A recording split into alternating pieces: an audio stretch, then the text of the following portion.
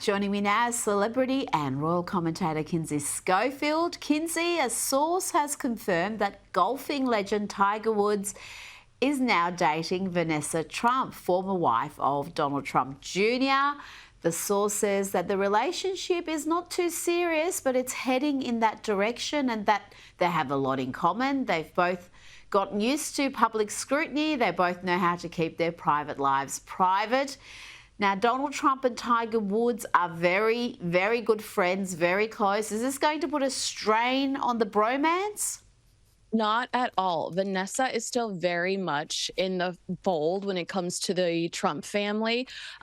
Both of their kids, Vanessa and Tiger's children, are looking at potentially being professional athletes so they can go to these types of events together. I think that Trump would love considering Tiger Woods like his, a son, some sort of equivalent of a son. I think that this is the type of thing that Donald Trump would absolutely adore.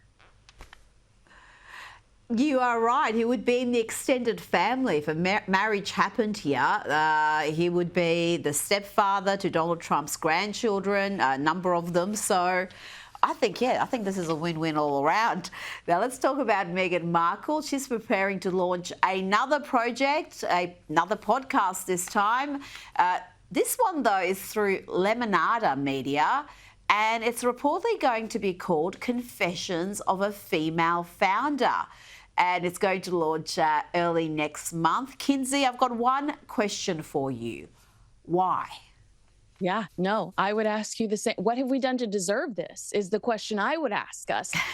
Confessions of a Female Founder. Meghan's threw up a website last month that has things on it that are not technically for sale yet. I'm confused as to who's the expert here. I think that this is going to be just another vanity project. Good luck. But if we learned anything through With Love Meghan, it's that if Meghan has any sort of creative control over this thing, it's going to be absolutely horrific. It is. It won't even be a good hate watch because the projects thus far have been boring. They're so boring that, even if you're sort of obliged to watch them for work, it's not an enjoyable thing.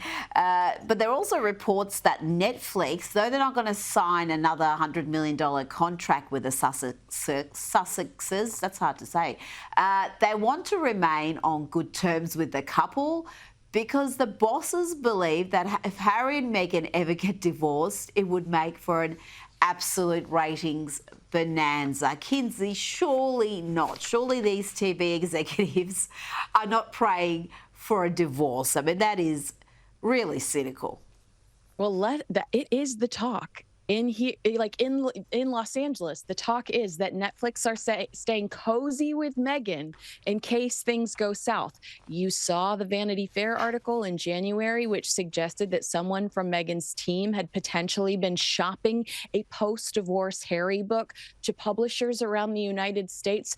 Maybe Netflix knows something we don't. So if they stay in with Meghan Markle, they get the exclusive they always wanted, that Oprah Winfrey got. So I do think that this makes a lot of sense. Oh dear. Now, Michelle Obama has announced a new podcast with her brother, Craig Robinson. It's Michelle Obama, and I'm here with my big brother, Craig. Hey, everybody. We're here because we're excited to announce the launch of our new podcast called IMO with Michelle Obama and Craig Robinson. But Kinsey, the interest from the public seems to be questionable. The podcast is certainly not getting much traffic on YouTube last I checked. Did she address any of the rumours circulating about her and Barack in this podcast? Absolutely not. And what's so interesting is that people are saying that experts are saying that this is her way of branding herself away from her very famous husband. And that leads to more separation rumors. Why are you fighting so fiercely to have your own platform and to brand yourself away from your husband? Is it because you plan to go in a different direction? Yes, it does raise a few questions, and it also raises questions about how popular she really is, because she's always presented as this wildly popular figure amongst the Democrats and amongst Americans in general, and the interest level thus far would say otherwise. Before you go, Kinsey, Kanye West has posted a new song on X. It features Diddy's son, Christian King Combs, and his 11-year-old daughter, North.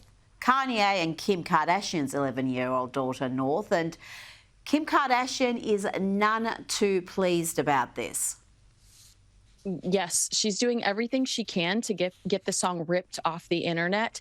And Kanye is posting their private conversations on social, and they are at war with each other right now. And Kanye is threatening to escalate it. But she says, that's my daughter. I don't want her involved in this stuff. I mean, obviously, you know what Diddy's associated with right now.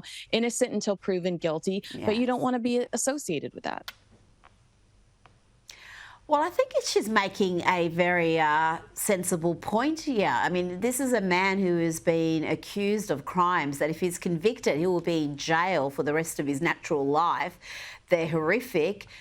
We've seen footage of him beating a former girlfriend. That's not something that can be questioned.